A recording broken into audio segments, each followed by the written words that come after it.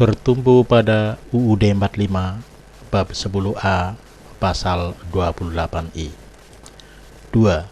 Setiap orang berhak bebas dari perlakuan yang bersifat diskriminatif atas dasar apapun dan berhak mendapatkan perlindungan terhadap perlakuan yang bersifat diskriminatif itu. Kami merasakan adanya perlakuan yang bersifat diskriminatif itu. Penilaian A dari tahun 1973 sampai dengan 1999 yang menyebabkan kenaikan pangkat atau peringkat dalam waktu 7 tahun dan 6 tahun adalah sangat tidak wajar bagi pegawai yang merasa tidak melakukan pelanggaran disiplin tanpa adanya bimbingan yang baik dan kesempatan untuk pengembangan karir dari atasan. Sedangkan bagi pegawai yang jelas melakukan pelanggaran disiplin diberi kesempatan untuk memperbaiki diri. Kepada kami tidak transparan, sampai kini kami merasa sebagai pegawai yang kena sanksi hukuman tanpa jelas kesalahannya, tanpa ada bimbingan yang baik maupun kesempatan untuk mengembangkan karir.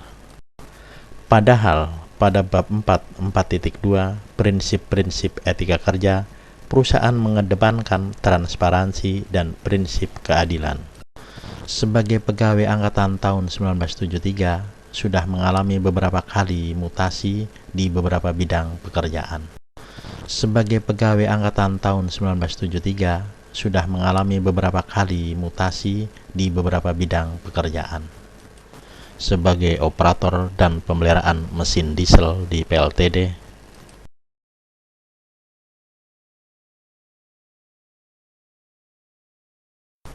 sebagai operator gardu induk 150 kafe, sebagai petugas teknik kantor sektor,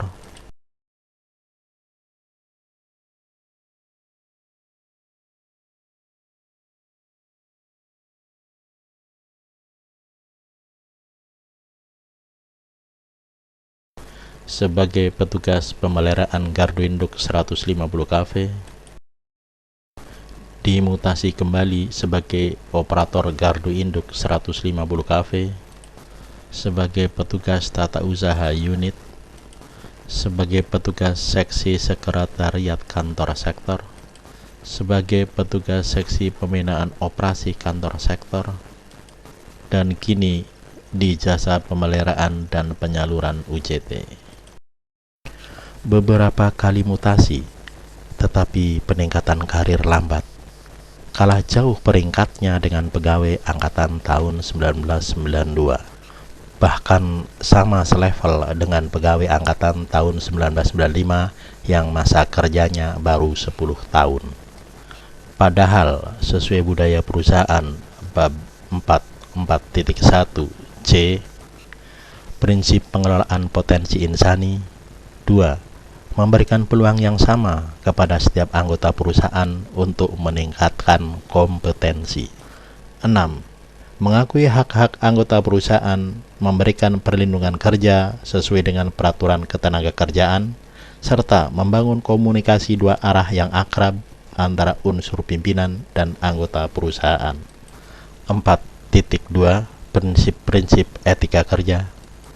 2. Penghargaan pada harkat dan martabat manusia. PLN menjunjung tinggi harkat dan martabat manusia dengan segala kelebihan dan kekurangannya, serta mengakui dan melindungi hak-hak asasi dalam menjalankan bisnisnya. Bab 6.2 3 Karyawan.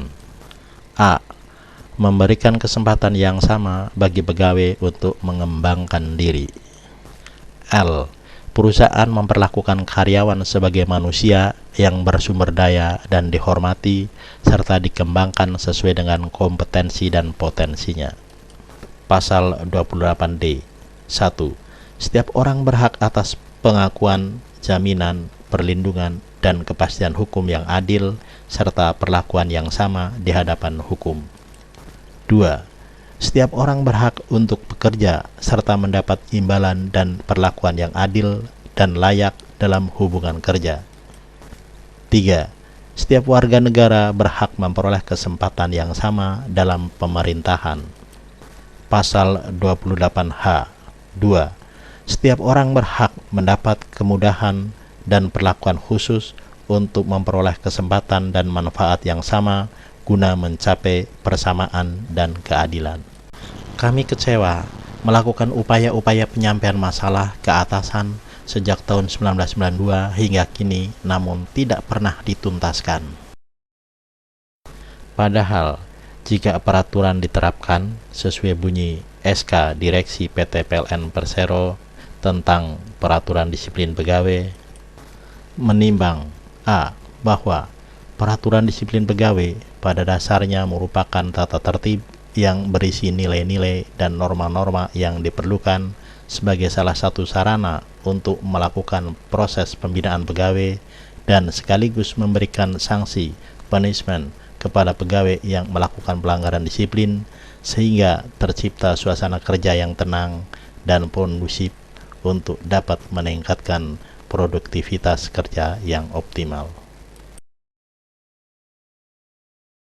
Sosok kepala seksi teknik yang dalam memimpin bawahannya memperlakukan di luar batas pri kemanusiaan.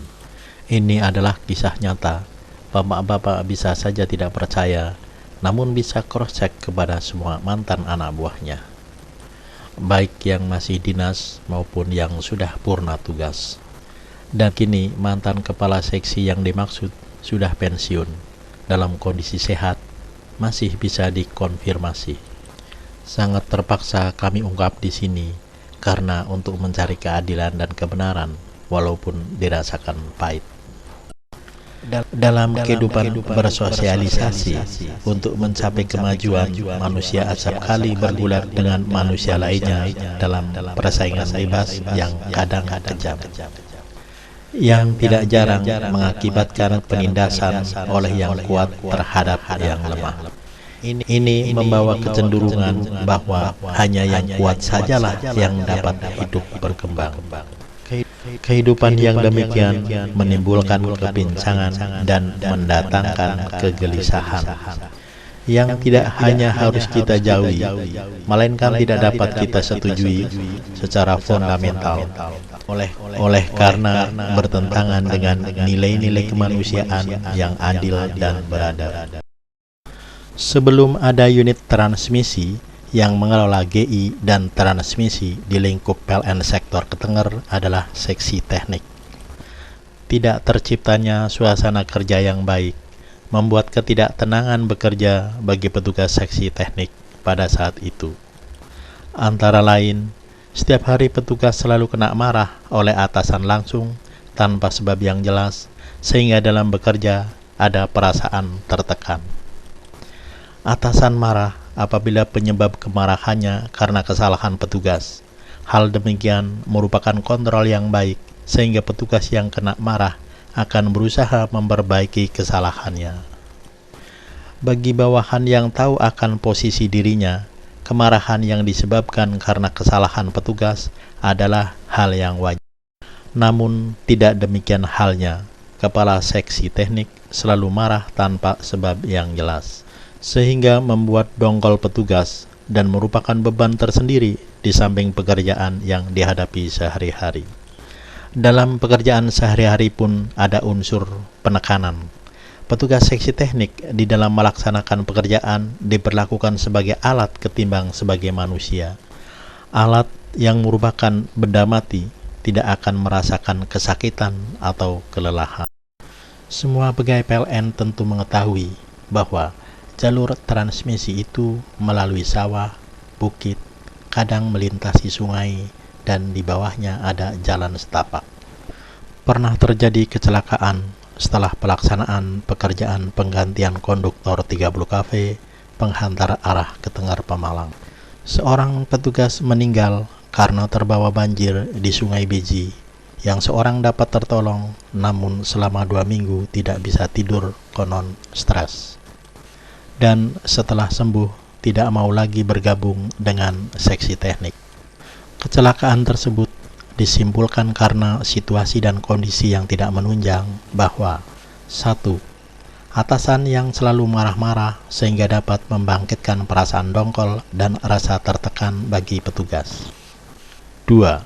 Kondisi fisik petugas yang kelelahan karena sehabis bekerja masih dibebani membawa kawat PC. 3. Kemungkinan sungai akan banjir. 4. Dengan berat hati petugas menyampaikan usul agar lewat jembatan walau agak jauh karena habis hujan lebat, namun ditolak.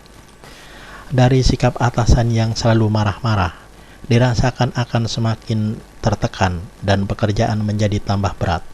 Juga seringnya terjadi kasus kecelakaan dalam pelaksanaan pekerjaan, menjadikan semua petugas seksi teknik tidak tahan lagi bekerja di bawah kungkungan kepala seksi teknik. Serombongan petugas seksi teknik menghadap kepala bagian teknik di rumah dinasnya untuk menyampaikan pernyataan sikap bahwa kami tidak sanggup lagi kepala seksi teknik membawai kami, karena hanya akan membuat keresahan yang bisa menjadi biang penyebab kecelakaan. Alhamdulillah, pernyataan sikap kami dikabulkan dan setiap pekerjaan teknik tidak lagi selalu diikuti kepala seksi teknik. Walau tanpa kepala seksi teknik pun, pekerjaan teknik toh tetap berjalan. Kami, petugas seksi teknik yang nyaris menjadi korban kecelakaan dinas, cukup dinilai A. Adilkah? Atasan selalu marah jika marahnya ada unsur pembinaan. Dengan memberi nilai yang wajar, barangkali anak buah tidak begitu kecewa. Tetapi dengan memberi nilai A, sama saja dengan membantai.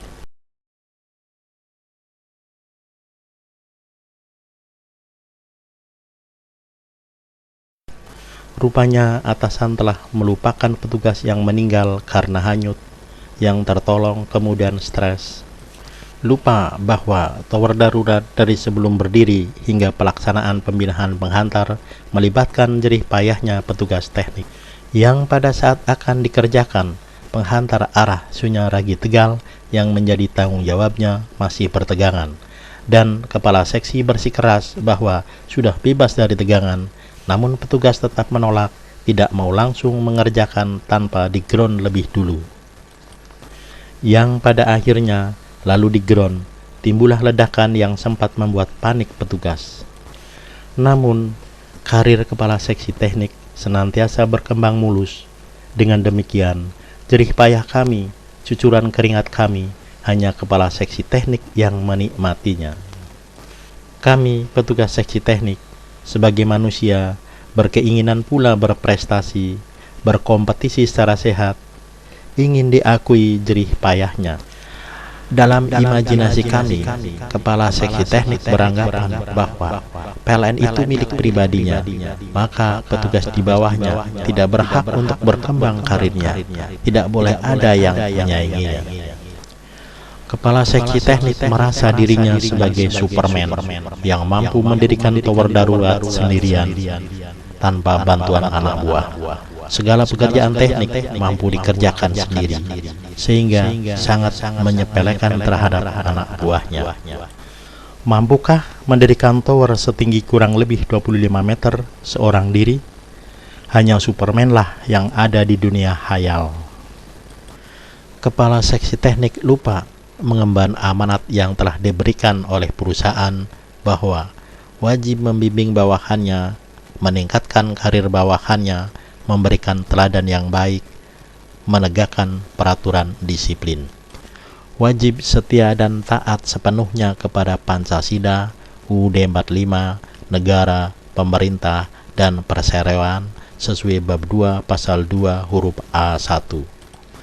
Dia telah mengabaikan kewajibannya yang pada akhirnya bawahanlah yang dijadikan korban.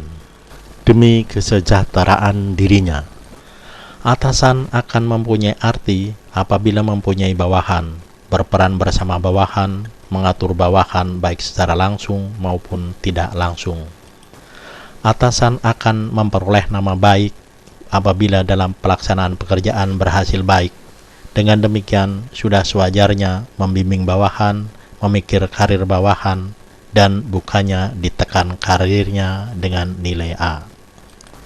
Lagi pula sudah ada acuannya pada peraturan disiplin pegawai yang merupakan tata tertib yang berisikan nilai norma-norma sebagai salah satu sarana untuk melakukan proses pembinaan pegawai, di mana setiap pegawai wajib melaksanakannya sebagai pegawai dan warga negara dengan baik, sehingga tercipta suasana kerja yang tenang dan kondusif untuk dapat meningkatkan produktivitas kerja yang optimal.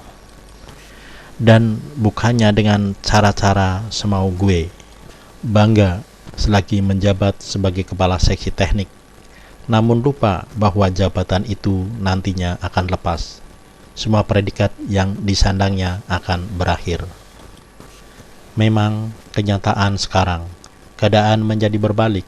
Semua anak buah telah meninggalkannya karena kini kepala seksi teknik telah pensiun.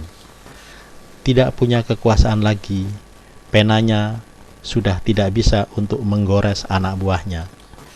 Saat kebetulan bertemu dengan mantan anak buahnya, bicara hanya seperlunya, tidak menggebu-gebu bersemangat seperti dulu. Kini tidak seperkasa dulu lagi, sudah tidak punya nada tinggi. Ada penyesalankah? Kami tidak tahu. Mudah-mudahan ada ketenangan di masa pensiun.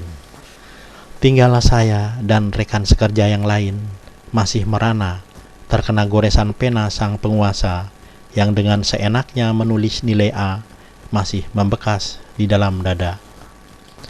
Adakah yang mau peduli membela si lemah, korban penindasan, korban ketidakadilan, kemudian mengentaskannya sebagaimana layaknya pegawai yang normal, sehingga tidak lagi sebagai pegawai yang merasa kena sanksi hukuman sampai kini mendekat